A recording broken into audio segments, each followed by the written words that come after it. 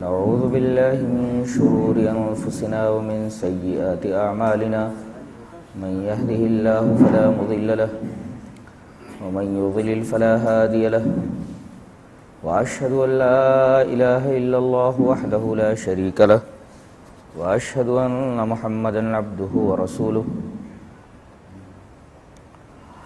या अय्युहल्लज़ीना आमनु तक़ुल्लाह हक़्क़ तुक़ातिहि व ला तमूतुन्न इल्ला व अंतुम मुस्लिमून या अय्युहन्नासु इत्तक़ू रब्बकुमुल्लज़ी ख़लक़कुम मिन नफ़्सिन वाहिदतिन व ख़लक़ मिन्हा ज़ौजहा व बस्स मिन्हुमा रिजालन कसीरन व निसाअ वत्तक़ुल्लाहल्लज़ी तसाअलून बिही वल अर्हाम इन्नल्लाहा काना अलैकुम रक़ीबा या अय्युहल्लज़ीना आमनु इत्तक़ुल्लाह वक़ूलू क़ौलन सदीदा युस्लिह लकुम अअमालकुम व यग़फ़िर लकुम ज़ुनूबकुम व मन युतिइल्लाह व रसूलहु फ़क़द फ़ाज़ फ़ौज़न अज़ीमा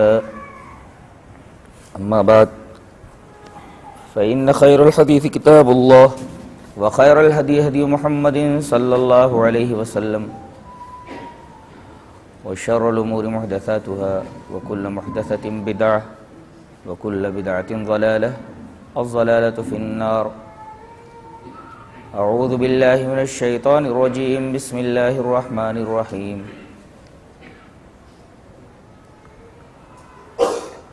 वक़र्न फ़ी बुयूतिकुन्न वला तबर्रजन तबर्रुजल जाहिलिय्यतिल ऊला वअक़िम्नस सलात वआतीनज़ ज़कात वअतिअनल्लाह व रसूलह इन्नमा युरीदुल्लाहु लियुज़हिब अन्कुमुर रिज्स अहलल बैति व युतह्हिरकुम तत्हीरा।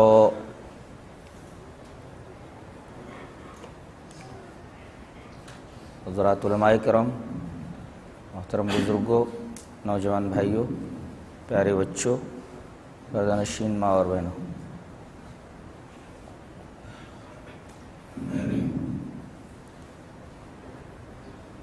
अहले सुन्नत वल जमाआ यानी अहले हदीस के नज़दीक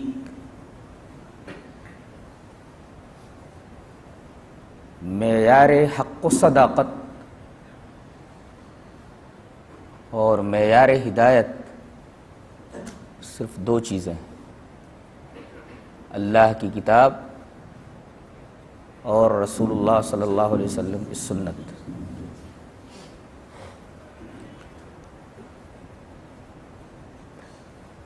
जो इन दोनों चीज़ों को मजबूती से पकड़े रहेगा वो गुमराह नहीं होगा, यानी हिदायत पर रहेगा। और जो इन दोनों चीज़ों को छोड़ देगा वो गुमराह हो जाएगा, यानी हिदायत पर नहीं रहेगा।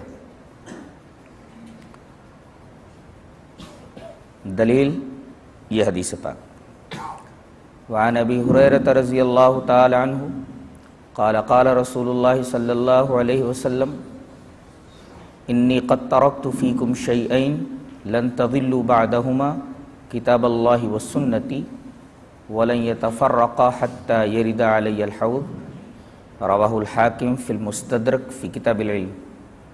हज़रत इमाम हाकिम इस हदीस पाक को मुस्तदरक अल सहीहैन में किताबुल इल्म में लाए हैं। रावी हज़रत अबू हुरैरा है। हज़रत अबू हुरैरा फरमाते हैं कि रसूलुल्लाह सल्लल्लाहु अलैहि वसल्लम ने इरशाद फरमाया कि मैंने तुम्हारे दरमियान दो चीज़ें छोड़ दी हैं, इन दोनों के बाद तुम हरगिज़ गुमराह नहीं होगे। और वो दोनों चीज़ें कौन सी हैं? आपने बताया वो अल्लाह की किताब है और मेरी सुन्नत है। और ये दोनों एक दूसरे से जुदा नहीं हो सकते, यहाँ तक कि ये दोनों मेरे पास हौज़ पर आ जाएं। मज़हब तशय्यो यानी शिया हजरात, जिसका बानी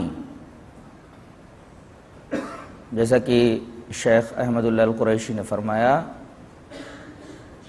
कि सना का रहने वाला जो यमन का दारुस सल्तनत था,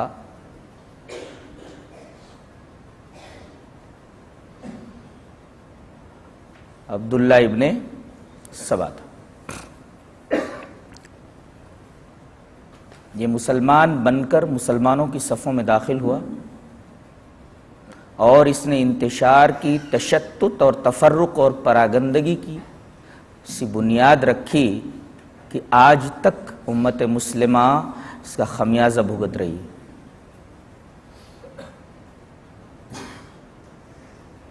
कि क्यों हम इसके चक्कर में आए और हम मुख्तलिफ फ़िरक़ों में बट गए।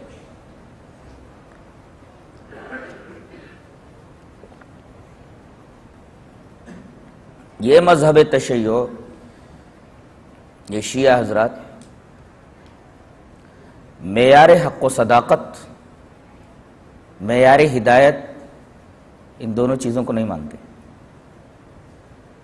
जहाँ तक कुरान का मामला है उसके बारे में इनका कहना है कि असल कुरान वो है जो हज़रत अली ने मुरत्तब किया था, और जो कुरान हज़रत अली ने मुरत्तब किया था वो मौजूदा कुरान से बिल्कुल मुख्तलिफ है। और वो हज़रत अली के बाद इमाम गायब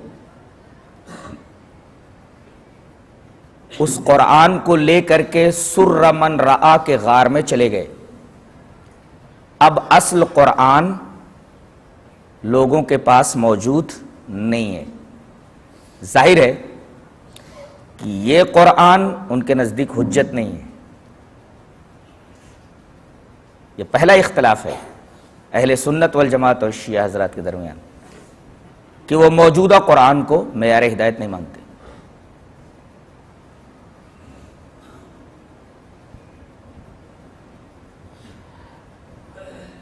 दूसरा मेयार है नबी करीम सल्लल्लाहु अलैहि वसल्लम की अहादीस मुबारका।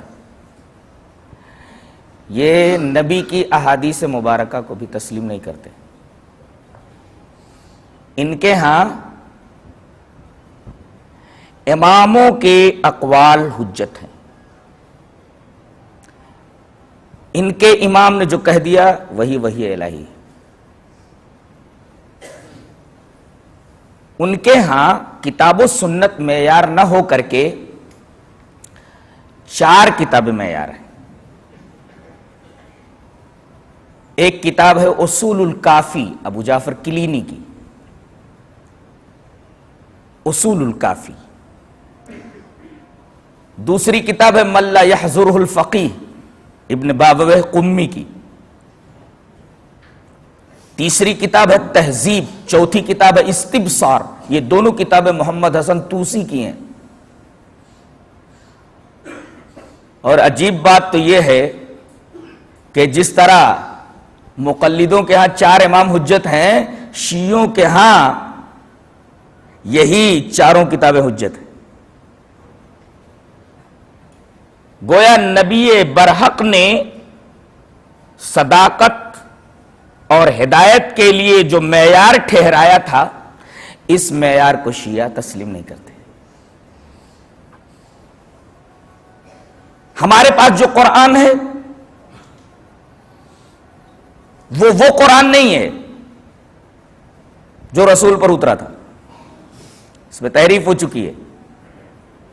असल कुरान वो है जिसे इमाम गायब लेकर के सुर्र मन रआ के गार में चला गया है। दुनिया असल कुरान से महरूम है। क्या यह बात इस आयत करीमा के खिलाफ नहीं कि इन्ना नहनु नज़्ज़लना ज़िक्र व इन्ना लहु लहाफ़िज़ून, बेशक हमने कुरान को नाजिल किया, जिक्र को नाजिल किया और हम ही उसकी हिफाजत करने वाले हैं। ये कैसी हिफाजत का वादा है कि कयामत तक के लिए वो किताब नबी की उम्मत से छीन ली जाए और एक आदमी उसे लेकर के गार में घुस जाए। गोया इस बात को तस्लीम करने वाला इस आयत करीमा का मुनकिर है। और मेयार हिदायत के लिए जो दूसरी चीज बताई गई थी नबी करीम सल्लल्लाहु अलैहि वसल्लम की हदीस मुबारका, उसको वो तस्लीम नहीं करते। उसकी जगह पर उनके पास 4 किताबें हैं जिनका तस्करा अभी मैंने किया।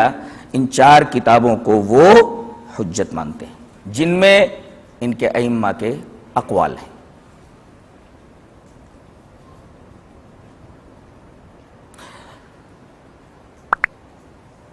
दूसरी चीज कि सहाबे किराम रिज़वानुल्लाहि ताला अलैहिम की जमात, जिस जमात की नजीर पर ये सूरज तुलू नहीं हुआ है, जमीन और आसमान ने इस जमात के बाद ऐसी जमात नहीं देखी है, और न कयामत तक ऐसी जमात पैदा होगी।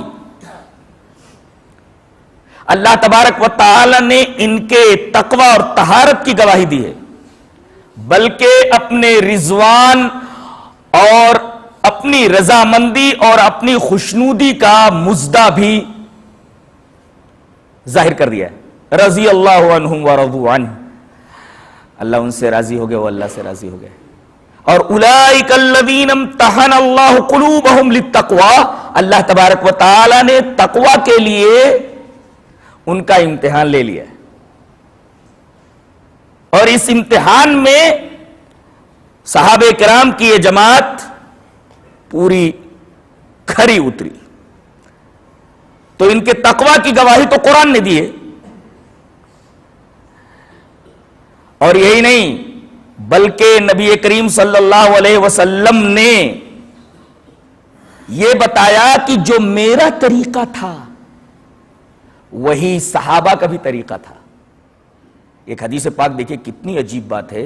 हदीस इस तरह, वान अब्दुल्लाह इब्न अम्र रज़ी अल्लाहु ताला अन्हु क़ाला क़ाला रसूलुल्लाह सल्लल्लाहु अलैहि वसल्लम लयातियन्ना अला उम्मती मा अता अला बनी इसराईल हदवन नाल बिन्नाल हत्ता इन काना मिनहुम मन अता उम्महु अलानियतन लकाना फी उम्मती मन यसनउ ज़ालिक व इन बनी इसराईल तफर्रक़त अला सिंतैन व सबईन मिल्लतन व तफ्तरिक़ु उम्मती अला सलासिन व सबईन मिल्लतन कुल्लुहुम फिन्नार इल्ला मिल्लतुन वाहिदा क़ील मन हिया या रसूलल्लाह क़ाला मा अना अलैहि व अस्हाबी रवाहु तिर्मिज़ी फी किताबिल ईमान। हज़रत इमाम तिर्मिज़ी इस हदीस पाक को ऐसे किताबुल ईमान में लाए, रावी हज़रत अब्दुल्लाह इब्न अमर हैं। वो फरमाते हैं कि रसूलुल्लाह सल्लल्लाहु अलैहि वसल्लम ने इरशाद फरमाया कि मेरी उम्मत के ऊपर वही कुछ आने वाला है जो बनी इसराइल के ऊपर आ चुका है। इस तरह जैसे जूते का एक तला दूसरे तले के मुमासिल होता है, बराबर होता है। और बनी इसराइल 72 फिरकों में बट गए, मेरी उम्मत 73 फिरकों में बट जाएगी, और सारे फिरके जहन्नमी होंगे सिवाय एक फिरके के।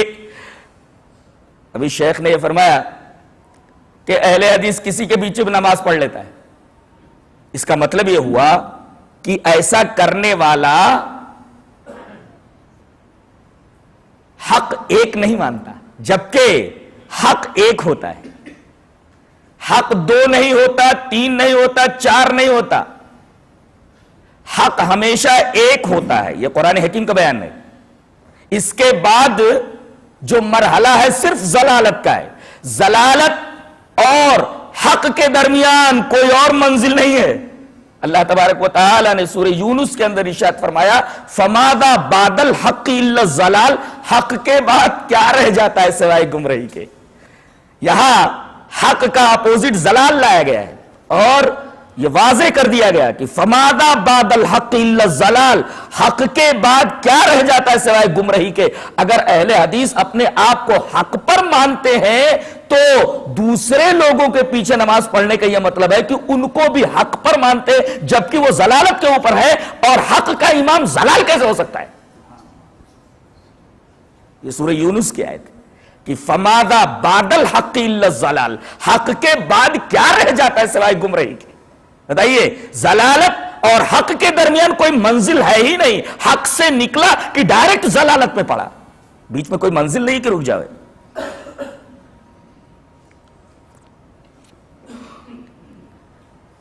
बनी इसराइल 72 फिरकों में बट गए, मेरी उम्मत 73 फिरकों में बट जाएगी। सारे फिरके जहन्नम में होंगे, फिरका नाजिया एक होगा। पूछा गया वो फिरका कौन सा होगा, आपने नाम नहीं बताया, नाम नहीं बताया, मनहज बताया। मनहज क्या है? इस मनहज को देखोगे तो पता लग जाएगा कि वही फिरका नाजिया होगा, उसका कोई भी नाम हो। जमीयत उलमा अहले हदीस हो, जमीयत अहले हदीस हो, अहले सुन्नत वल जमा हो, कोई भी नाम रख ले, वो मनहज देखोगे तो पता चल जाएगा कि यही लोग हैं।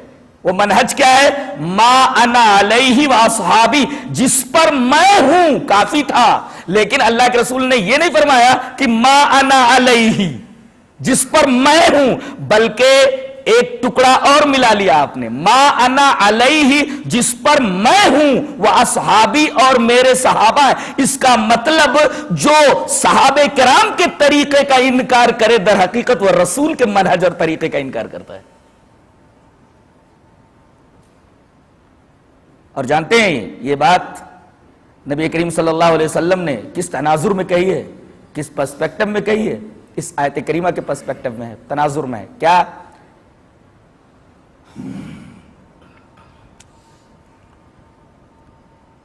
कुल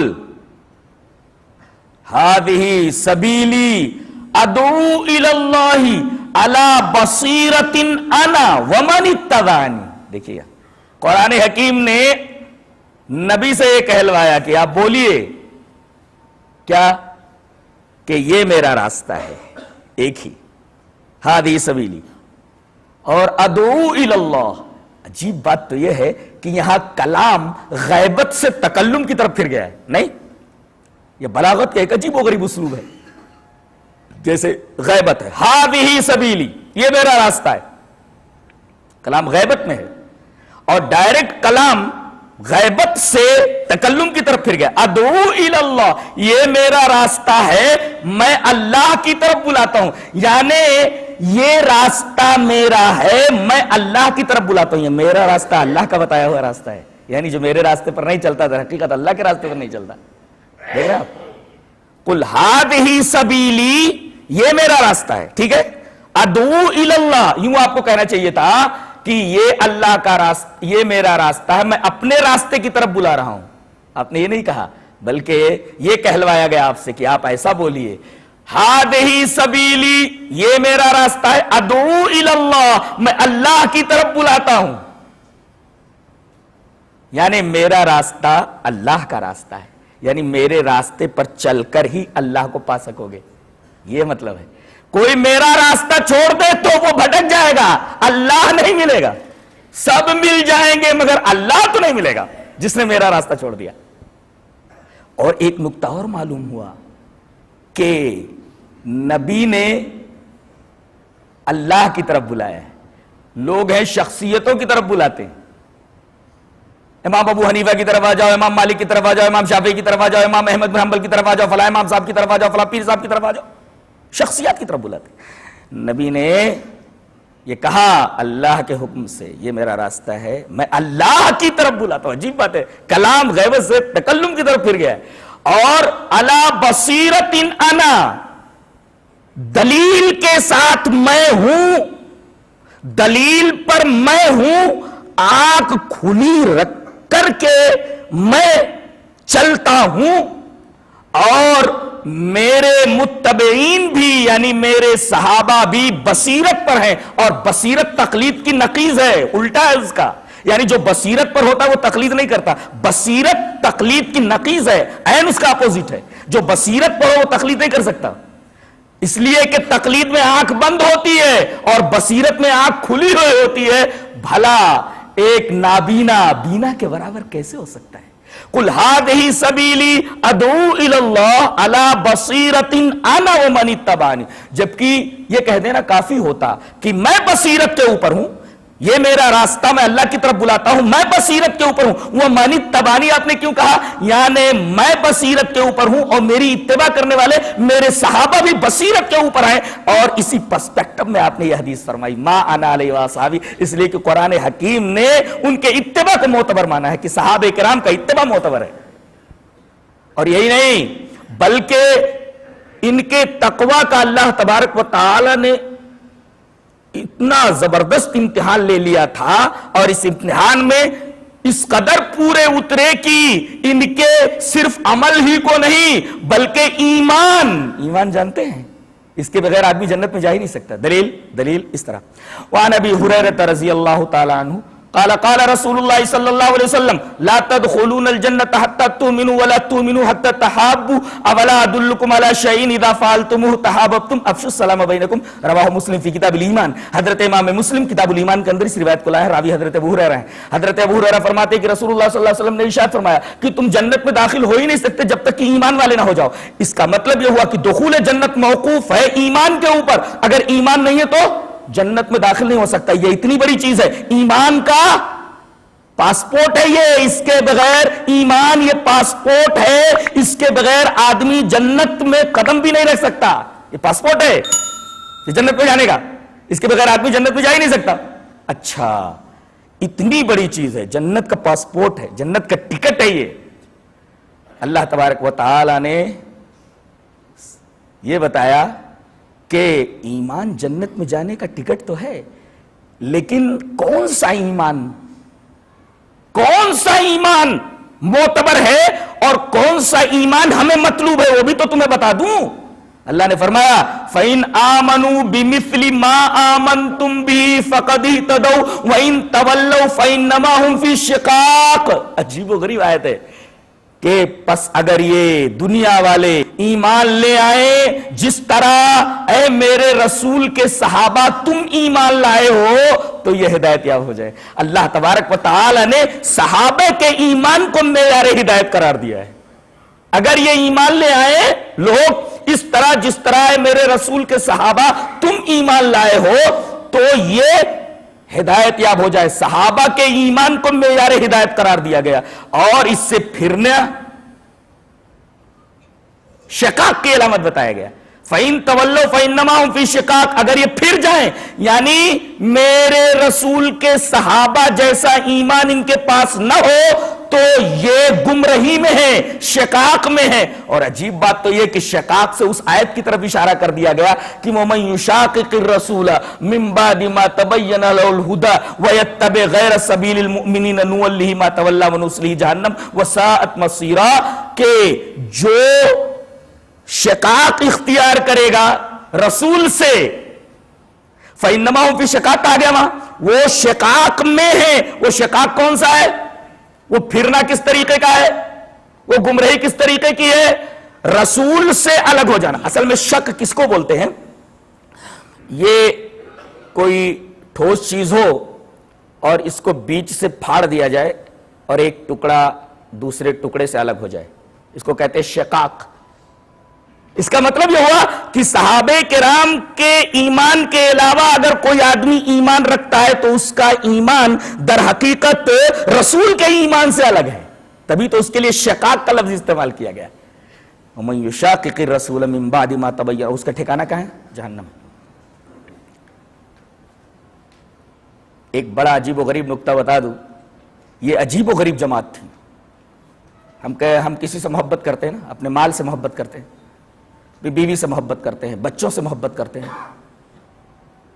अपने घर से गांव से मोहब्बत करते हैं, अपने रिश्तेदारों अकारिब और इज्जत से मोहब्बत करते हैं। जानते हैं ये किससे मोहब्बत करते थे? ये किससे मोहब्बत करते थे? अल्लाह वालमू अन्न फीकुम रसूलल्लाह लौ युतीउकुम फी कसीरिम मिनल अम्रि लानित्तुम वलाकिन्नल्लाह हब्बबा इलैकुमुल ईमान। अल्लाह ने इनके लिए ईमान को महबूब बना दिया था। हम कहते आई लव यू, मैं तुझसे मोहब्बत करता हूं। ये ईमान से कहते थे ऐ ईमान हम तुझसे मोहब्बत करते हैं। और को किसी से मोहब्बत हो जाए तो इस मोहब्बत की वजह से वो अपने महबूब के लिए सब कुछ कुर्बान कर सकता है। इन्होंने ये कह दिया कि ऐ ईमान हम तुझसे मोहब्बत करते, तेरे लिए हम सब कुछ कुर्बान करने के लिए तैयार हैं। घर छोड़ दिया, बीवी बच्चों को यतीम बनाने पर आमादा हो गए, बेवा बनाने पर आमादा हो गए, इज्जत और नामूस को खतरे में डालने पर आमादा हो गए। इसको कहते हैं ईमान से मोहब्बत। अल्लाह तबारक व तआला ने जन्नत का जो सर्टिफिकेट है ईमान, उससे मोहब्बत की गवाही दी है कि यह मोहब्बत हमने उनके दिलों में डाल दी और उनको ईमान से मोहब्बत हो गई थी। अब बताइए, ईमान से जिसको मोहब्बत हो जाए महबूब के लिए तो आदमी सब कुछ कर बैठता है। सब कुछ कर दिया इन्होंने इसी मोहब्बत की वजह से।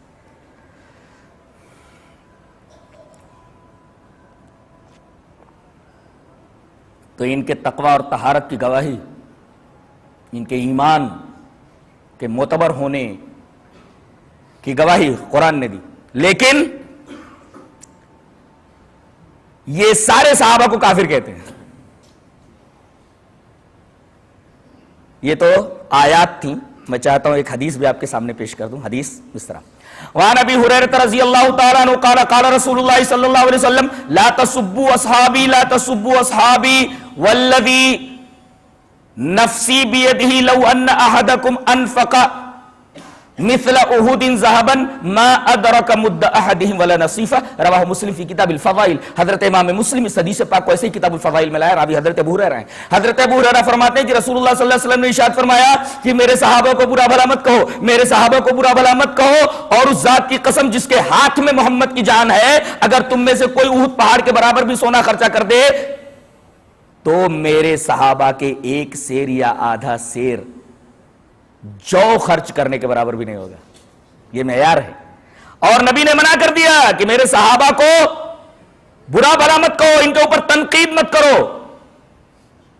अब बताइए, कुरान ने जिनके ईमान को मोतबर करार दिया हो, मेयार हिदायत करार दिया हो, जिनके तकवा की गवाही दी हो, और नबी ने जिनके बारे में कहा हो कि इनको बुरा भला नहीं कहा जा सकता, इनके ऊपर तनकीद नहीं की जा सकती, अगर इस पूरी जमात को काफिर गर्दान दिया जाए तो बताइए ऐसी जमात किस खाने में फिट होती है?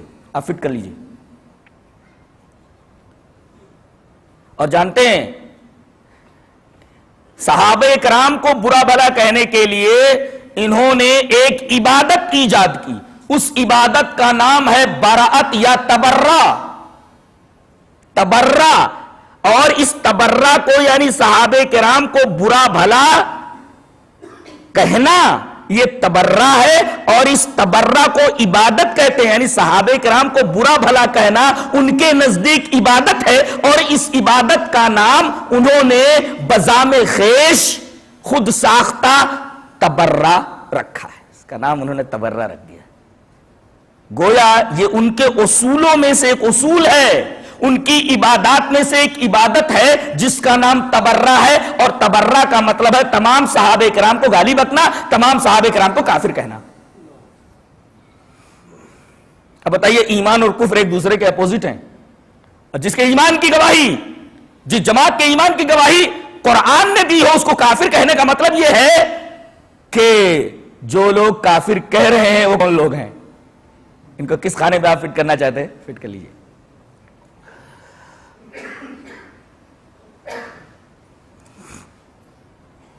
एक इबादत तो इन्होंने अपनी ये ईजाद की, एक उसूल उन्होंने ये ईजाद किया। ज़िनाकारी, बदकारी, बदअखलाकी, ये हर मजहब के अंदर बुरी तस्लीम की गई है, और इस्लाम के अंदर इतना बड़ा घिनौना जुर्म है कि अगर शादीशुदा आदमी इस जुर्म का इर्तिकाब करे तो उसका संसार किया जाए। इतना बड़ा जुर्म है। इनके यहां ये जिनाकारी इबादत का दर्जा रखती है, और इस जिनाकारी का और इस बदकारी का नाम इन्होंने मुता रखा है। मुता जो कि हराम है, और नबी करीम सल्लल्लाहु अलैहि वसल्लम ने जंग खैबर के मौके पर इसको हराम फरमाया, और कुरान हकीम में सराहत के साथ इसकी तहरीम आई है। अल्लाह ने फरमाया कि शादी करो, लेकिन सिर्फ मस्ती निकालना ना हो, गैर मुसाफिहात, मस्ती निकालना ना हो। अब बताइए, मुता कहते हैं कि एक हफ्ते के लिए, 10 दिन के लिए, 2 दिन के लिए, महीना भर के लिए, एक मुद्दत मुअय्यना के लिए कुछ महर दे करके औरत को अपने पास रखना, बीवी बनाकर रखना, और मुद्दत मुअय्यना के बाद उसे तलाक दे देना। इसको कहते हैं मुता। ये कुरान और हदीस की रोशनी में, कुरान और हदीस की रूह से ये ज़िनाकारी है, बदकारी है। इसका नाम इन्होंने मुता दे करके इसका दर्जा इतना बढ़ा दिया है कि अगर कोई आदमी एक बार मुता करे तो हुसैन के बराबर इसका दर्जा है, कोई 2 बार मुता करे तो हसन के बराबर इसका दर्जा है, और कोई 3 मरतबा मुताहा कर ले, नऊज़ बिल्लाह, रसूलुल्लाह सल्लल्लाहु अलैहि वसल्लम के बराबर उसका दर्जा हो गया। इन्होंने इस घिनौने जुर्म को इबादत कह करके इतना बड़ा दर्जा दे दिया। झूठ ये किसी भी मजहब के अंदर जायज नहीं है, और इस्लाम के अंदर तो सख्ती से मना किया गया है। मोमिन सब कुछ हो सकता है, झूठा नहीं हो सकता, और मना किया गया, रोका गया इससे। इन्होंने इस बदअखलाकी को, इस अजीम जुर्म को इबादत करार दे दिया, और इस इबादत को उन्होंने तकिया का नाम दिया। और जरूरत क्यों पड़ी उसकी वजह बताता हूं कि ये पेशवा लोग, बड़े बड़े लोग और इमामों के हवारी लोग, ये इमामों के पास आकर के बैठते, और जब इनके पास से उठकर बाहर जाते तो लोग पूछते कि आप तो उनके हवारी हैं, आज इमामों ने क्या कहा है?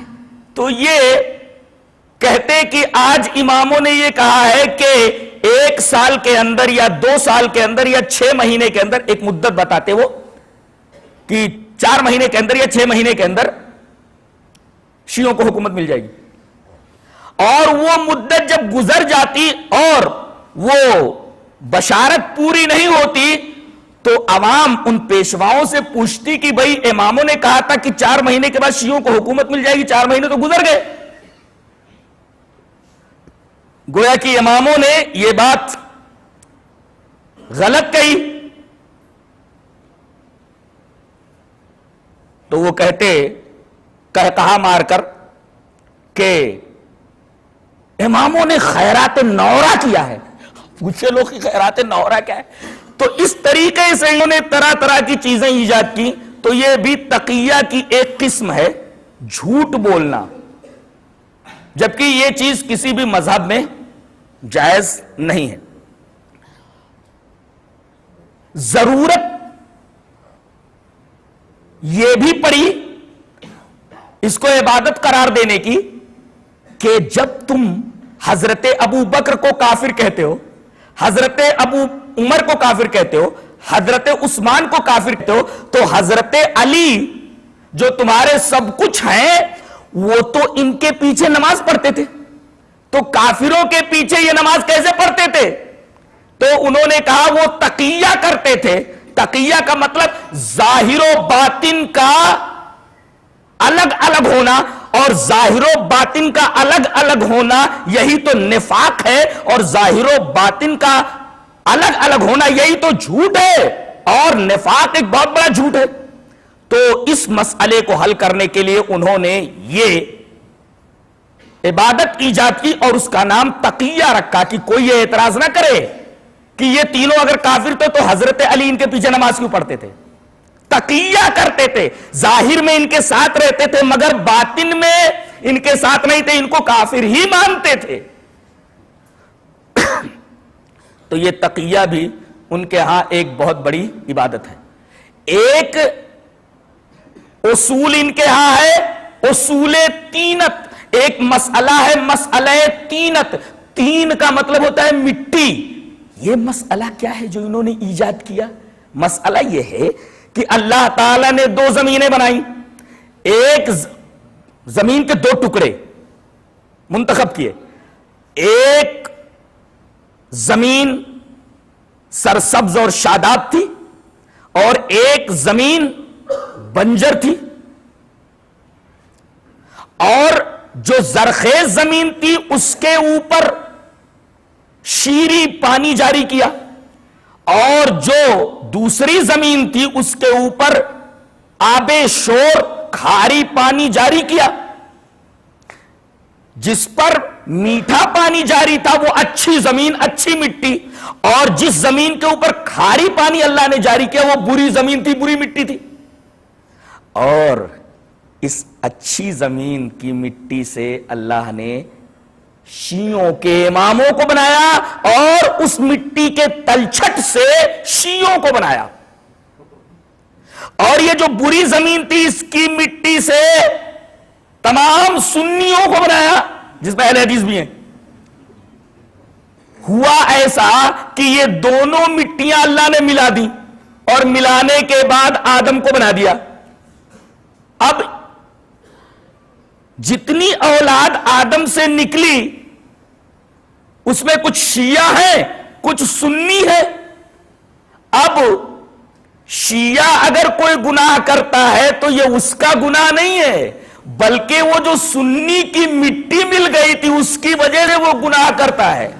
और सुन्नी अगर कोई नेक काम करता है तो वो नेक काम नहीं कर रहा है वो, बल्कि शिया की जो अच्छी मिट्टी मिल गई है उसकी वजह से वो अच्छा काम करता है। यहां तो ये बात जाहिर नहीं है, मगर कयामत के दिन जब आखिरी अदालत होगी, शिया खड़े होंगे, सुन्नी खड़े होंगे, फैसला करने के लिए अल्लाह तबारक व ताला होगा, वहां दूध का दूध और पानी का पानी अलग हो जाएगा।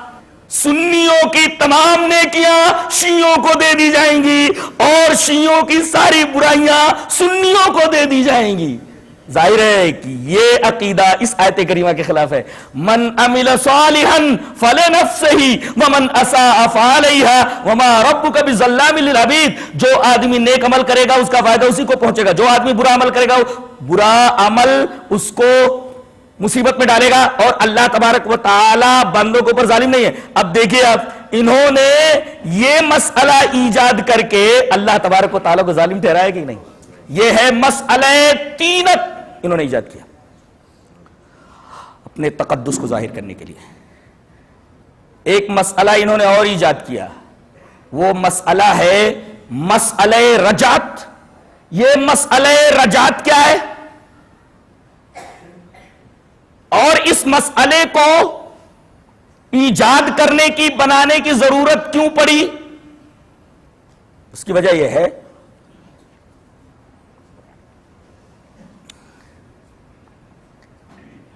कि एक उसूल अल्लाह ने बताया है कि अल्लाह हक परस्तों को, हक के मानने वालों को इज्जत देता है और मुनाफिकों को, काफिरों को जलील करता है।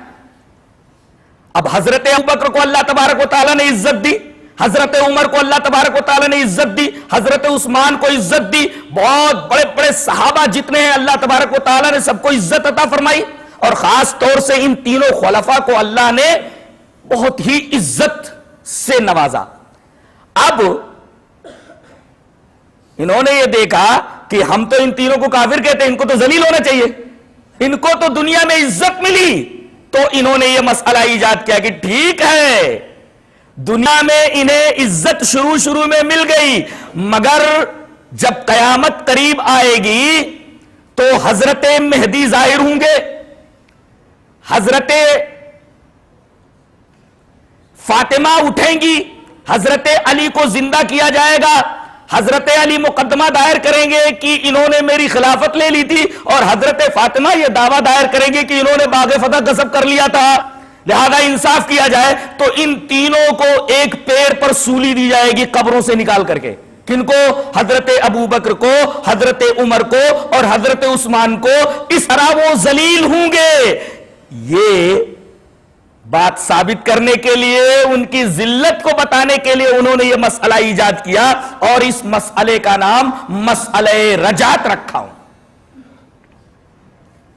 एक मसला उन्होंने और ईजाद किया, वही मैंने बताया कि जब इमामों के पास बैठे रहते, उसके बाद जब बाहर निकलते तो लोगों से कहते कि हमें 2-4 महीनों के अंदर हुकूमत मिल जाएगी। अब 2-4 महीने मुद्दत मुअय्यना गुजर जाने के बाद जब हुकूमत नहीं मिलती तो लोग पूछते कि भाई इमामों ने तो कहा था 4 महीने के बाद, इस मुद्दत मुअय्यना के बाद हुकूमत मिल जाएगी, क्या हुआ?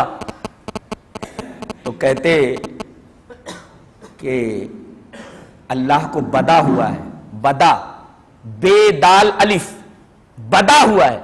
बदा का मतलब अल्लाह ने जो पहले तजवीज पेश की थी उस तजवीज को उसने बदल दिया, हटा दिया है। और इन्होंने कहा कि ऐसा तो होता है, नस्ख तो है ना कुरान से साबित, जबकि नस्ख और बदा में जमीन और आसमान का फर्क है।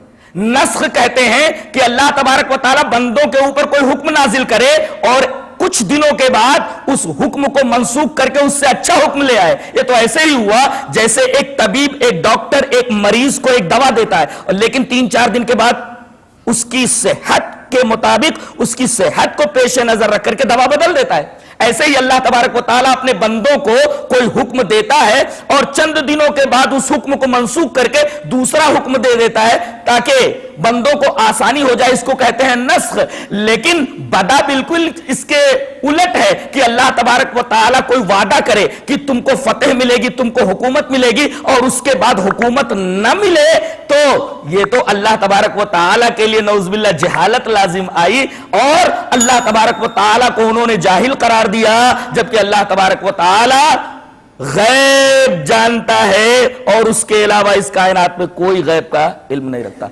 लिहाजा ये मसअले बदा भी कुरान और हदीस के बिल्कुल खिलाफ है। ये तो इनके बुनियादी अकाइद थे जिनके ऊपर हमने बहस की। इनके खास खास आमाल क्या है, उन पर भी एक नजर डाल ली जाए। एक अमल तो उनका यही है कि 10 मुहर्रम को वो मातम करते हैं। मातम करते हैं। मातम कब से शुरू हुआ? 291 साल के बाद। किसके 291 साल के बाद? मैदान करबला में हजरत हुसैन के शहीद हो जाने के 291 साल बाद मुइज़्ज़ुद्दौला दैलमी ने 352 हिजरी के अंदर मातमे हुसैन को ईजाद किया कि हुसैन के नाम पे मातम किया जाए, और इस मातम का दिन उसने मुहर्रम की 10वीं तारीख मुतय्यन की। जाहिर है कि करबला के वाक़े के 291 साल के बाद सन 352 हिजरी के अंदर मुइज़्ज़ुद्दौला दैलमी जब मातम हुसैन को ईजाद करता है, इसका मतलब यह हुआ कि इससे पहले यह चीज नहीं थी और इसको ये दीन शुमार करते हैं। जाहिर है कि यह बिदअत हुई और इस हदीस के बिल्कुल खिलाफ। वान आयशा रज़ियल्लाहु तआला अन्हा क़ालत क़ाल रसूलुल्लाह सल्लल्लाहु अलैहि वसल्लम मन अहदस फी अमरिना हादा मा लैसा मिन्हु फहुव रद्दुन रवाहु मुस्लिम फी किताबिल अक़दिया। जहां फैसलों का बयान है इमाम मुस्लिम, वहां इस हदीस पाक को लाए राविया हजरत आयशा रज़ियल्लाहु तआला अन्हा है। हजरत आयशा रज़ियल्लाहु तआला अन्हा फरमाती है कि रसूलुल्लाह सल्लल्लाहु अलैहि वसल्लम ने इरशाद फरमाया कि जो शख्स हमारे इस मामले में यानी दीन के मामले में कोई नई चीज ईजाद करे तो वो चीज मरदूद है और ऐसा आदमी भी मरदूद है। यह रिवायत इमाम मुस्लिम किताबुल अक़दिया में लाए। जहां तक अमल का मतलब है, अमल के बारे में देखिए, वहां आयशा रज़ियल्लाहु तआला अन्हा अन्ना रसूलुल्लाह सल्लल्लाहु अलैहि वसल्लम क़ाल मन अमिला अमलन लैसा अलैहि अमरुना फहुव रद्दुन रवाहु मुस्लिम फी किताबिल अक़दिया। हजरत इमाम मुस्लिम इस हदीस पाक को ऐसे किताबुल अक़दिया में लाए। हजरत आयशा फरमाती है कि रसूलुल्लाह सल्लल्लाहु अलैहि वसल्लम ने इरशाद फरमाया कि जो आदमी ऐसा अमल करे जिसके ऊपर हमारी मुहर नहीं है तो वो अमल मरदूद है। जाहिर है कि ये नबी के जमाने के बहुत बाद ईजाद हुआ और इसको ये लोग इबादत कहते हैं, दीन समझते हैं। जाहिर है कि ये दीन में एक नई चीज है जो नबी के जमाने में नहीं थी, सहाबा के जमाने में नहीं। बिदात हुई और इस बिदात को ये इबादत कहते हैं। यहां तक के 10वीं मुहर्रम के मातम को तमाम इबादतों से अफजल समझा जाता है। मैंने एक साहब को ये कहते सुना कि 2 भाई थे, एक सुन्नी था दूसरा भी सुन्नी था मगर शीइयत की तरफ मायल था। तो मुहर्रम के दिन अलम लेकर के दोनों जा रहे थे। दोनों ने अलम को संभाल रखा था, पकड़ रखा था, इसलिए कि अलम जरा भारी था तो दोनों भाइयों को संभाल करके ले जाना पड़ रहा था। अचानक असर की अजान हो गई तो वो भाई जो सुन्नी था उसने कहा कि तू अलम को पकड़े रहे, मैं जरा नमाज पढ़ करके आता हूं। वो कहता है कि अरे इसको छोड़ करके तू नमाज पढ़ने जाएगा? इतनी बड़ी इबादत को छोड़ करके तू नमाज पढ़ने जाएगा? अल्लाह। इसका मतलब यह हुआ कि यह आलम उठाना यह नमाज पढ़ने से भी आला और अफजल काम है। इन्होंने इस बिदात को एक बहुत बड़ी इबादत का दर्जा दे दिया है जो इन दोनों हदीसों के तनाजुर में बिदात ठहरती। और उस मातम के अंदर ये अपने सीनों को पीटते हैं, सीना कूबी करते हैं, अपने कपड़े फाड़ते हैं, गालों के ऊपर तमाचे मारते हैं। ये तमाम हरकतें जायज हैं। आइए ये हदीस देखते हैं। वान अब्दुल्लाह रज़ियल्लाहु ताला अन्हु क़ाला क़ाला नबी सल्लल्लाहु अलैहि वसल्लम लैसा मिन्ना मन लतमल खुदूद व शक्कल जुयूब व दाब दावल जाहिलिया, रवाहुल बुखारी फी किताबुल जनाइज। हजरत इमाम बुखारी से हदीस पाक वैसे किताबुल जनाइज के अंदर रावी हजरत अब्दुल्लाह इब्न मसूद है। हजरत अब्दुल्लाह इब्न मसूद फरमाते हैं कि नबी करीम सल्लल्लाहु अलैहि वसल्लम ने इरशाद फरमाया, वो आदमी हम में से नहीं जो गालों पर तमाचा मारे। कुछ औरतें भी तौबा करते वक्त कहती तौबा तौबा तौबा तौबा, ये गालों पर तमाचा नहीं मारना चाहिए। तो वो हम में से नहीं जो गालों पर तमाचा मारे, वो शक्कल जोयूब जो अपने गरीबान को चाक करे, अपने गरीबान को फाड़े, वो दाब दावल जाहिलिया और जाहिलियत की पुकार पुकारे। यहां देखिए सीना कूबी, कपड़ों को फाड़ना, गालों पर तमाचे मारना, जाहिलियत की पुकार पुकारना, जैसा कि ये सब कुछ मातम के नाम पे हो रहा है, इस हदीस की रोशनी में नाजायज ठहरता है। नबी करीम सल्लल्लाहु अलैहि वसल्लम फरमाया ऐसे लोग हम में से है ही नहीं। इनका दूसरा प्लेटफॉर्म हो सकता है, इस्लाम का प्लेटफॉर्म नहीं हो सकता जो इस्लाम में लेकर के आया हूं। इसे इमाम बुखारी किताबुल जनाइज के अंदर लाए। सबसे बड़ा एतराज यह करते हैं कि हजरत अबू बकर ने अपना जानशीन बना दिया हजरत उमर को, उमर ने अपना जानशीन बना दिया हजरत उस्मान को, इसी तरीके से अमीर मुआविया ने अपने बेटे यजीद को जानशीन बना दिया। मैं ये कहता हूं कि जानशीन बनाना नाजायज है। किसने कहा? लोग कहते हैं कि इस्लाम में खिलाफत ही होनी चाहिए, मुलूकियत नहीं होनी चाहिए। किसने कहा? खिलाफत का मकसद अगर मुलूकियत पूरा कर दे तो मुलूकियत बुरी क्यों है? और खिलाफत अगर मुलूकियत जैसा काम करने लगे तो खिलाफत बुरी हो जाएगी, नाम सिर्फ रहेगा। तो असल चीज है कि रियाया को खुशहाल रखना, किताब सुन्नत के मुताबिक उनको लेकर के चलना, यह असल काम है, चाहे वो खिलाफत हो चाहे मुलूकियत हो। मुलूकियत हराम और नाजायज नहीं है इस्लाम में, और जानशीन मुकर्रर करना यह भी हराम नहीं है। इसलिए कि आप देखें कि यह काम खुद नबी करीम सल्लल्लाहु अलैहि वसल्लम ने फरमाया। यह बहुत प्यारी हदीस पढ़ने जा रहा हूं। हदीस इस तरह, वहां अब्दुल्लाह रज़ियल्लाहु ताला अन्हु क़ाल लम्मा क़ुबिदा रसूलुल्लाह सल्लल्लाहु अलैहि वसल्लम क़ालतिल अंसारु मिन्ना अमीरुन व मिनकुम अमीर फ़अताहुम उमर फ़क़ाल अलस्तुम तालमून अन्ना रसूलुल्लाह सल्लल्लाहु अलैहि वसल्लम क़द अमरा अबा बकर अन युसल्लिया बिन्नास फ़अय्युकुम ततीबु नफ्सु अन यतक़द्दम अबा बकर कालू नऊज़ु बिल्लाह न तक़द्दम अबा बकरिन, रवाहु नसई फी किताबिल इमामा। हजरत इमाम नसई हदीस पाक को ऐसे ही जहां इमामत का चैप्टर है इस हदीस पाक को लाए, रावी हजरत अब्दुल्लाह इब्न मसूद है। हदीस देखो, हजरत अब्दुल्लाह इब्न मसूद फरमाते हैं कि जब नबी करीम सल्लल्लाहु अलैहि वसल्लम की जान निकाल ली गई, एक तबका मुसलमानों का ऐसा है जो रसूलुल्लाह सल्लल्लाहु अलैहि वसल्लम को मुर्दा नहीं मानता, मौत को तस्लीम नहीं करता। यहां कहा गया कि नबी करीम सल्लल्लाहु अलैहि वसल्लम की जान निकाल ली गई। जान निकालने का क्या मतलब होता है? आप इंतकाल करके मर गए। तो जब नबी करीम सल्लल्लाहु अलैहि वसल्लम की जान कब्ज कर ली गई, लाश अभी रखी हुई है। कितने घंटे रखी रहेगी? तकरीबन 36 घंटे। तकरीबन 8 बजे आपका इंतकाल हुआ, पीर के दिन, पूरे दिन लाश रखी रही, पूरी रात लाश रखी रहेगी, और फिर मंगल का दिन आ गया, मंगल पूरा दिन यह लाश रखी रहेगी, और बुध की रात को, सूरज के गुरूब होने के बाद दिन शुरू हो जाता है, तो बुध की रात को आपकी तदफीन अमल में आई। तकरीबन 36 घंटे आपकी नाश मुबारक रखी रहेगी। क्यों भाई? देरी क्यों की गई? खिलाफत का मसला तय करने के लिए। खिलाफत के मसले को तय करने में इख्तिलाफ हुआ। अब देखिए, यहां इस हदीस पाक में एक उसूल दिया गया है कि इख्तिलाफ हो सकता है, एक आलिम का दूसरे आलिम से इख्तिलाफ हो सकता है। एक बात कोई आलिम बताता है, उसके खिलाफ कोई दूसरा आलिम कोई बात कहता है, इख्तिलाफ हो गया। तो यह इख्तिलाफ मुजिर नहीं है, इख्तिलाफ मुजिर नहीं है। यह इख्तिलाफ तो सहाबे किराम के दरमियान भी था। हजरत अल्लामा इमाम शौकानी रहमतुल्लाह अलैह ने अपनी किताब अल कौलुल मुफीद के अंदर यह लिखा है। इमाम शौकानी साहिब नौलुल अवतार, इमाम शौकानी ने अपनी मशहूर किताब अल कौलुल मुफीद में लिखा है कि हजरत अब्दुल्लाह इब्न मसूद रजी अल्लाह ताला अन्हु जो इस रिवायत के रावी हैं, और हजरत उमर रजी अल्लाह ताला अन्हु जो नबी के दूसरे खलीफा है, इनके दरमियान 100 मसलों में इख्तिलाफ था। कितने मसलों में? 100 मसलों में। और जिंदगी में 3 मसलों में इत्तेफाक हो गया, 97 मसाइल में मरते दम तक इख्तिलाफ रहा। अल्लाह। इसका मतलब यह हुआ कि इस तरीके के इख्तिलाफात मुज़िर नहीं है। बाज लोग कहते हैं कि मौलाना एक आदमी रुकू से उठते वक्त हाथ सीने पर बांध लेता है, उसे पूछा गया भाई तुम ऐसा क्यों करते हो? बोले अल्लामा इब्ने बाज ने एक हदीस से इस्तिदलाल करते हुए यह बात कही है। ठीक है, बांधने दो उसको। कोई छोड़ रहा है, इसार कर रहा है, छोड़ दो।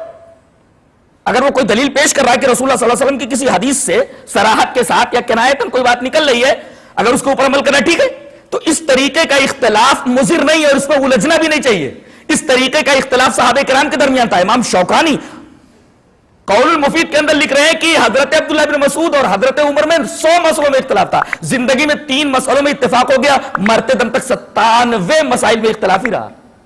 इसका मतलब दोनों गलती पर थे? नहीं, ऐसा इख्तिलाफ हो सकता है। इख्तिलाफ हो गया या क्या खलीफा कौन बने?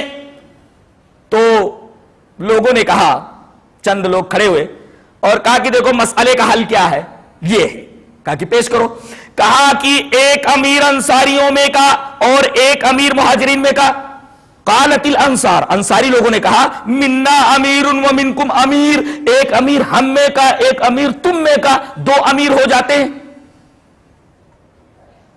इतने में हजरत उमर आए। फाताहुम उमरु, हजरत उमर आए और कहा कि 2 अमीरों का होना यह इख्तिलाफ को बाकी रखेगा, इख्तिलाफ का हल नहीं हुआ, इख्तिलाफ बाकी रहेगा। इस तरीके से यह इख्तिलाफ का सॉल्यूशन नहीं है, इख्तिलाफ का हल नहीं हुआ है।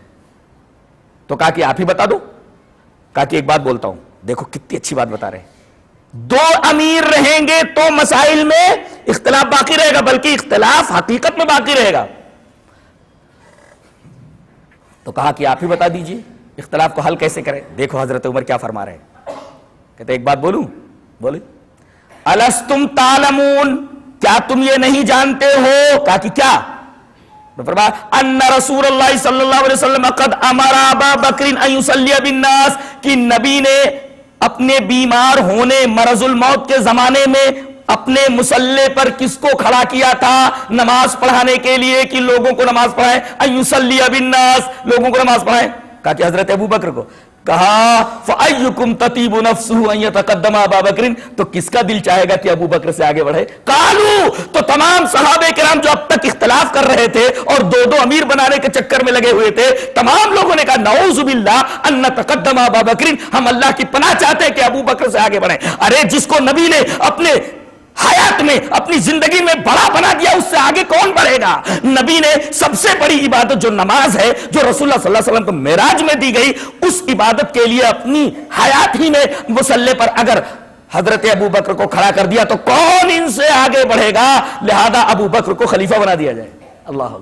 इसका मतलब यह हुआ कि इख्तिलाफ होता था, मगर हदीस आ जाने के बाद चाहे वो किनायतन हो चाहे सराहतन हो, सहाबे किराम हदीस के ऊपर सर झुका देते थे और इख्तिलाफ का हल वहीं मिल जाता था। आज भी लोग अगर इख्तिलाफ का हल चाहते हैं तो कुरान और सुन्नत के अलावा उनको इख्तिलाफ का हल कहीं नहीं मिलेगा। लेकिन सच ये है, सही ये है कि वो हकीकत में इख्तिलाफ बाकी रखना चाहते हैं, इत्तेहाद चाहते ही नहीं।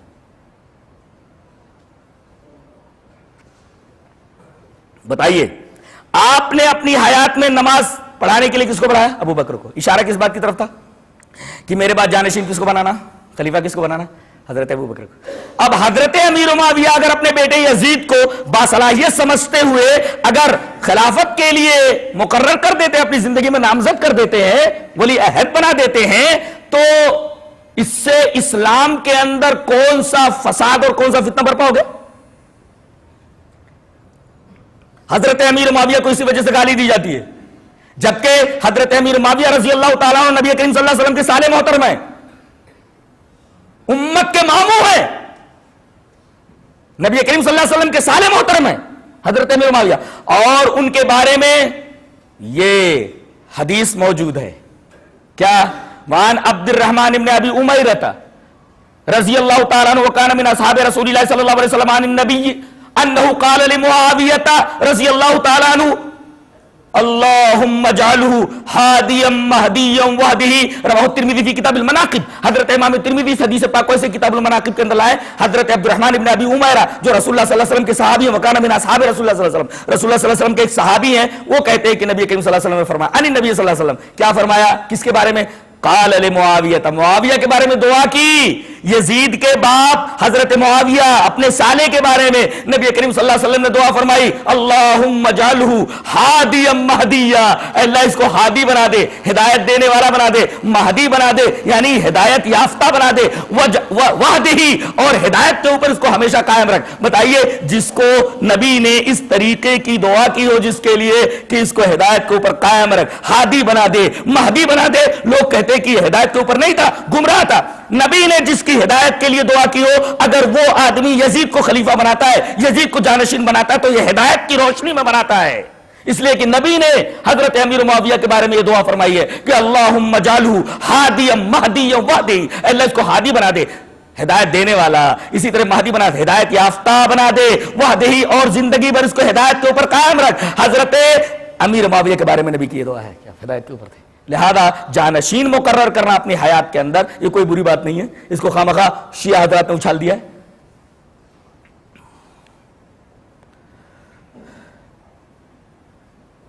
हजरत फातिमा, अली, हसन, हुसैन और नबी करीम सल्लल्लाहु अलैहि वसल्लम, इनको पाक पंजतन कहा जाता है। पाक पंजतन, और इन्हीं को यह अहले बैत कहते हैं। पांच के अलावा कोई अहले बैत नहीं। और इस उसूल को बनाने के लिए उन्होंने इनकार कर दिया कि फातिमा के अलावा नबी की कोई बेटी ही नहीं थी। यह शियों का अकीदा है। वो कहते हैं नबी की एक ही बेटी थी, कौन, हजरत फातिमा, जो अली के निकाह में दी गई, बकिया आपकी कोई बेटी नहीं थी। इस आयत करीमा के खिलाफ है। देखिए, या अय्युहन नबिय्यु कुल लिअज़वाजिका व बनातिका व निसाइल मुमिनीना युदनीना अलैहिन्ना मिन जलाबिबिहिन ज़ालिका अदना अन युरफ़ना फला युज़ैन। ऐ नबी, आप कह दीजिए अपनी बीवियों से, या अय्युहन नबिय्यु कुल लिअज़वाजिका, इसका मतलब एक से ज्यादा बीवियां थी, 12 बीवियां आपकी थी, 12 बीवियां थी आपकी, तो आप अपनी बीवियों से कह दीजिए, जो ज़ौजतुन की जमा है अज़वाज, वो बनाती का, बिन्त की जमा बनात, अपनी बेटियों से कह दीजिए। आयत करीमा में बिन्त की जमा बनात लाई गई है, इसका मतलब फातिमा के अलावा और भी आपकी बेटियां थी, इसलिए कि निसाइल मोमिनीन अलग है, मोमिनों की औरतों से कह दीजिए, वो अलग हो गई। नबी करीम सल्लल्लाहु अलैहि वसल्लम से यह कहना कि अपनी बीवियों से कह दिया, अपनी बेटियों से, बिन्त की जमा प्लूरल लाया गया, बिन्त का प्लूरल, जमा यानी आप अपनी बेटियों से कह दीजिए। इसका मतलब कि शियों का यह अकीदा, यह उसूल सही नहीं है कि नबी करीम सल्लल्लाहु अलैहि वसल्लम की सिर्फ एक ही बेटी हजरत फातिमा थी। हजरत ज़ैनब, रुक़ैया, उम्मे कुलसूम, ये सब आपकी बेटियां थीं, और इनके बारे में कहा जा रहा है कि आप अपनी बेटियों से कह दीजिए, बीवियों से कहिए, बेटियों से कहिए। लिहाजा सिर्फ हजरत फातिमा को आपकी बेटी मानना इस आयत करीमा के खिलाफ है।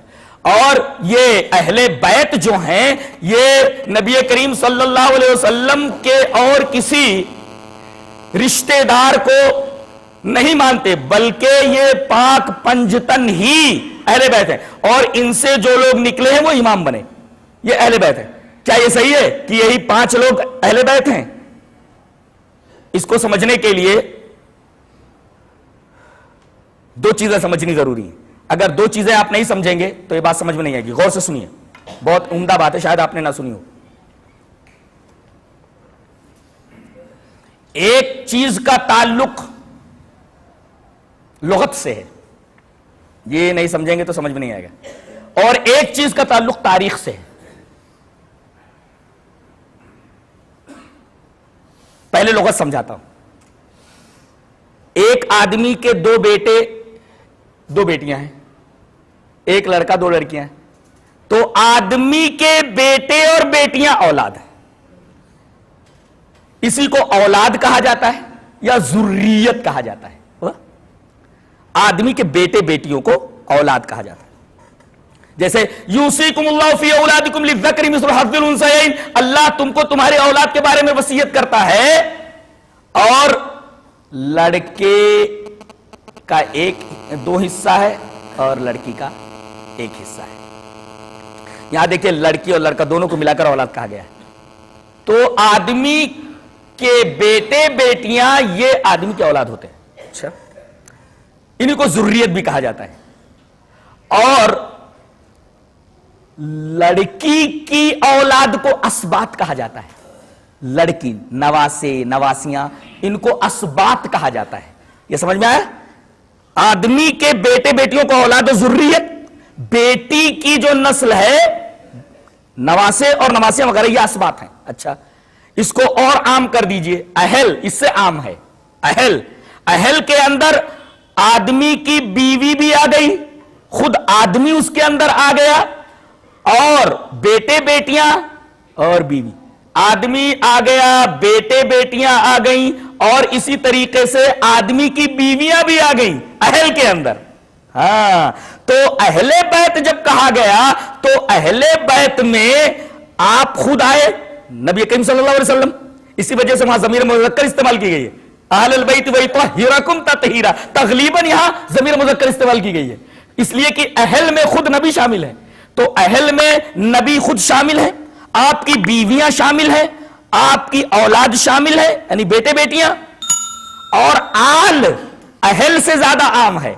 आल में बेटे हैं, बेटियां हैं, बीवियां हैं, आदमी खुद है, और आल में एक चीज का इजाफा हो जाता है, नबी की इत्तिबा करने वाले जो लोग हैं वो लोग भी नबी की आल है। अब दरूद शरीफ पढ़िए, अल्लाहुम्मा सल्ली अला मुहम्मदिन व अला आले मुहम्मदिन। अहले नहीं है, अल्लाहुम्मा सल्ली अला, इसलिए कि अहल के अंदर मुत्तबईन नहीं आते, आल के अंदर मुत्तबईन आते हैं। बीवियां शामिल, आदमी खुद शामिल, बेटे बेटियां शामिल, और जो उसकी इत्तिबा करते हैं वो भी शामिल, मुत्तबईन शामिल। अब देखिए, जब आदमी दरूद पढ़ता है, अल्लाहुम्मा सल्ली अला मुहम्मद, ऐ अल्लाह दरूद भेज तू मोहम्मद पर, वाला आले मोहम्मद, और मोहम्मद की आल पर, तो मतलब यह हुआ कि अल्लाह दरूद भेज तू नबी पर, दरूद भेज तू नबी की बीवियों पर, दरूद भेज तू नबी के बेटे बेटियों के ऊपर, और दरूद भेज तू नबी की इत्तिबा करने वालों पर, अहले हदीसों पर, जो कयामत तक आने वाले हैं, सबके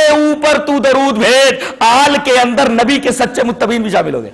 इसका मतलब औलाद से आम है अहल, और अहल से आम है आल। ये समझ में आया? अब अहले बैत के अंदर कौन कौन आया? खुद आप दाखिल हुए, आपकी बेटियां, आपके बेटे, इसी तरीके से आपकी बीवियां, सब शामिल हो गए। और आल के अंदर एक चीज का इजाफा हो गया, मुत्तबईन। तो ये औलाद, असबात, जुर्रियत, और इसी तरीके से अहल और आल का मतलब समझ में आ गया।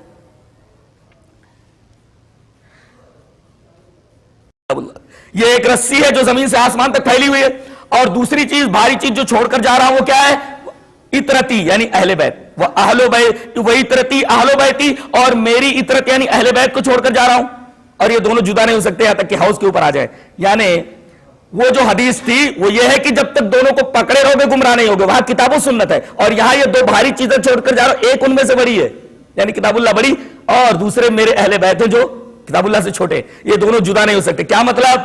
किताबुल्लाह के ऊपर अमल करना और मेरे अहले बैत के साथ हुस्न सलूक करना, ये मतलब है। इसका ये मतलब थोड़ी है कि अहले बैत के पीछे पीछे चलना और अहले बैत हुज्जत है, बल्कि उनके साथ हुस्न सलूक करने के लिए कहा गया। और अहले बैत का मतलब आप समझ गए। तो इस चीज का ताल्लुक चूंकि लुगत से था, वो मैंने बता दिया। अहल का मतलब भी समझ में आ गया, आल का मतलब भी। दूसरी चीज जिसका ताल्लुक तारीख से है, अब देखिए नबी करीम सल्लल्लाहु अलैहि वसल्लम का सिलसिला सब देखिए। मोहम्मद इब्ने अब्दुल्ला इब्ने अब्दुल मुत्तलिब, इनका नाम शैबा है। इब्ने हाशिम, जिनका नाम अमर है, और इब्ने अब्द मनाफ, जिनका नाम मुगीरा है। हम यहां तक देख रहे हैं आप। मोहम्मद इब्ने अब्दुल्ला इब्ने अब्दुल मुत्तलिब, इनका नाम शैबा, इब्ने हाशिम, इनका नाम अमर, इब्ने अब्द मनाफ, इनका नाम मुगीरा। तो नबी करीम सल्लल्लाहु अलैहि वसल्लम के दादा कौन हुए? शैबा, यानी अब्दुल मुत्तलिब। ये अब्दुल मुत्तलिब है कौन, और ये हाशिम कौन है? भाई सिलसिला सब यूं है ना, मोहम्मद इब्ने अब्दुल्ला इब्ने अब्दुल मुत्तलिब इब्ने हाशिम इब्ने अब्द मनाफ, बराबर है। अब्दुल मुत्तलिब का नाम शैबा हुआ कैसे? नबी करीम सल्लल्लाहु अलैहि वसल्लम के जो परदादा हैं हाशिम, अब्दुल मुत्तलिब के बाद, ये मक्का से शाम की तरफ तिजारत करने की गरज से निकले। रास्ते में मदीना पड़ा, मदीना में बनु नज्जार की एक औरत सलमा बिनते अमर से इन्होंने शादी कर ली और कुछ दिन वहां ठहरे। जब वो हालत हमल में हो गई तो उनको छोड़ करके शाम चले गए तिजारत के लिए, और वहीं फिलिस्तीन के शहर गज्जा में इंतकाल हो गया, वो वहीं दफन है। अब ये औरत सलमा बिनते अमर जो हामिला थी, इन्होंने एक बच्चे को जन्म दिया, एक बच्चा पैदा हुआ। बाल सफेद थे, इस वजह से उसका नाम शैबा रखा गया। बाद बच्चे होते पैदाइशी, उनका बाल सफेद होता है। यह बच्चा जो पैदा हुआ इसके बाल सफेद थे फितरी तौर पर, पैदाइशी तौर पर, लिहाजा इनका नाम शैबा रखा गया। शैब का मतलब होता है बूढ़ा, जैसे बूढ़े के बाल सफेद होते, तो बाल सफेद होने की वजह से इनका नाम रखा गया शैबा। ये जब 10-12 बरस के हुए तो हाशिम जो आपके परदादा हैं मोहम्मद सल्लल्लाहु अलैहि वसल्लम, उनके भाई मुत्तलिब नाम था उनका। क्या नाम था?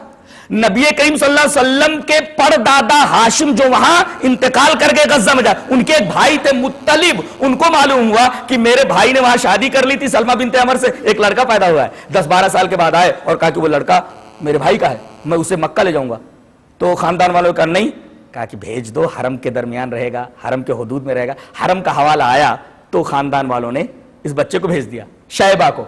अब मुत्तलिब जो है ये आगे बैठे थे सवारी के ऊपर और पीछे ये बच्चा बैठा हुआ था शैबा। जब मक्का में दाखिल हुए तो लोगों ने कहा अरे ये तो अब्दुल मुत्तलिब है, मुत्तलिब का गुलाम है, ये कहीं से गुलाम ले आया है। तो मुत्तलिब ने कहा कि ये मुत्तलिब का गुलाम नहीं, मुत्तलिब का भतीजा है ये। और जब लोगों ने अब्दुल मुत्तलिब कह दिया, तभी से शैबा का नाम अब्दुल मुत्तलिब हो गया। अर्रहीकुल मख्तूम देख लें आप। तो बनु हाशिम, ये हाशिम के भाई है मुत्तलिब, बराबर है। ये बनु हाशिम और बनुल मुत्तलिब, इनसे जो खानदान हुआ ये अहले बैत कहलाता है। हदीस इस तरह।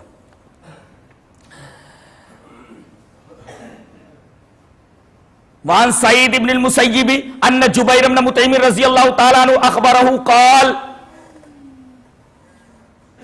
मशैतु अना व उस्मान इब्न अफ़्फ़ान रज़ियल्लाहु तआला अन्हुमा इला नबी सल्लल्लाहु अलैहि वसल्लम फ़क़ुलना आतैत बनिल मुत्तलिबी। अगर ये तारीख मालूम ना हो तो ये हदीस समझ में नहीं आएगी। आतैत बनिल मुत्तलिबी, मुत्तलिब के बेटे, मुत्तलिब की औलाद। आतैत बनिल मुत्तलिबी मिन खुमसी खैबर व तरक्तना व नहनु बिमंज़िलति वाहिदतिन मिनका फ़क़ाल इन्नमा बनु हाशिमिन व बनुल मुत्तलिबी शैउन वाहिदुन क़ाल जुबैर व लम यक़सिन नबी सल्लल्लाहु अलैहि वसल्लम लिबनी अब्द शम्सिन व बनी नौफलिन शैअन रवाहुल बुखारी फी किताबिल मगाज़ी। इमाम बुखारी इस हदीस पाक को ऐसे किताबुल मगाज़ी में लाए। इस हदीस को समझा ही नहीं जा सकता अगर ये वाक़या याद ना हो तो। हजरते जुबैर इब्ने मुतइम कहते हैं कि मैं और उस्मान इब्न अफ़्फ़ान ये दोनों नबी करीम सल्लल्लाहु अलैहि वसल्लम के पास आए और कहा कि आपने खैबर का जो 5वां हिस्सा था माले गनीमत का, वो आपने बनु मुत्तलिब को दे दिया, जबकि हम और बनु मुत्तलिब ये एक ही मंजिले में है, एक ही मंजिले में। तो नबी करीम सल्लल्लाहु अलैहि वसल्लम फरमाया इन्नमा बनु हाशिमिन, नबी के परदादा हाशिम उनकी औलाद, वो बनुल मुत्तलिब उनके भाई मुत्तलिब की औलाद, ये दोनों एक ही चीज है। इन्नमा बनु हाशिमिन व बनुल मुत्तलिब शैउन वाहिदुन, ये दो एक ही है। इसका मतलब बनु हाशिम और बनु यानी दोनों भाइयों की औलाद, हाशिम की औलाद आपके परदादा और आपके परदादा के भाई मुत्तलिब, इन दोनों की औलाद ये अहले बैत है, इन्हीं को अहले बैत कहा जाता है। हाशिम की औलाद यानी बनु हाशिम और बनुल मुत्तलिब मुत्तलिब की औलाद, ये दोनों भाइयों की औलाद अहले बैत कही जाती है। वो 5 हैं, कौन कौन? आले अली, आले अब्बास, आले अकील, आले जाफर, आले हारिस इब्न अब्दुल मुत्तलिब। ये 5 लोग जो ऐन से शुरू होते हैं, आले अकील, आले अब्बास, आले अली, आले जाफर, आले हारिस, ये 5 लोग हैं, इनकी आल को अहले बैत कहा जाता है। ये कहते हैं कि अहले बैत सिर्फ 5 हैं। यहां मामला यह है हदीस की रोशनी में कि अहले बैत वो तमाम है जो हाशिम की औलाद है, जो बनु मुत्तलिब की औलाद है। लिहाजा इनका यह गेस करना और यह अकीदा बना लेना कि इन्हीं 5 लोगों को अहले बैत कहा जाता है और इनकी औलाद को अहले बैत कहा जाता है, इस हदीस के खिलाफ है। इस हदीस को साबित करने के लिए हमें लुगत की तरफ जाना पड़ा, इस हदीस को साबित करने के लिए हमें तारीख की तरफ जाना पड़ा। यानी बाज हदीसों को समझने के लिए लुगत जरूरी है समझना और तारीख का समझना जरूरी है, वरना हदीस समझ में नहीं आती। लिहाजा इन्हीं को अहले बैत समझना ये शियों की सबसे बड़ी गलती है। इस तरीके से इनके ये बुनियादी अकाइद और बुनियादी आमाल थे। उनमें से एक चीज़ और भी है, और अजीब बात तो यह है कि उनके आका और मौला ही ये हदीस रिवायत करते फिर भी नहीं मानते हो। हदीस इस तरह, वान अली इब्न अबी तालिब रज़ियल्लाहु ताला अन्हु क़ाला क़ाला रसूलुल्लाह सल्लल्लाहु अलैहि वसल्लम सय्यदुश शुहदाई हमज़तु इब्नु अब्दुल मुत्तलिब रवाहु तबरानी फिल कबीर व क़ाला अल-अलबानी हादा हदीसुन हसन। इमाम अलबानी ने इस हदीस को हसन कहा है और इमाम तबरानी इसको अपनी हदीस की किताब मुजम्मुल कबीर के अंदर लाए हैं, और रावी हजरत अली इब्न अबी तालिब है। हजरत अली रज़ियल्लाहु ताला अन्हु फरमाते कि रसूलुल्लाह सल्लल्लाहु अलैहि वसल्लम ने फरमाया कि शहीदों के सरदार सैयदुश शुहदाई, तमाम शहीदों के सरदार हमजा इब्न अब्दुल मुत्तलिब है। ये क्या कहते हैं? तमाम शहीदों के सरदार हजरत हुसैन रजी अल्लाह ताला। इस मामले में भी इनका ये अमल, इनका ये उसूल, इनका ये ज़ाब्ता हदीस के खिलाफ है।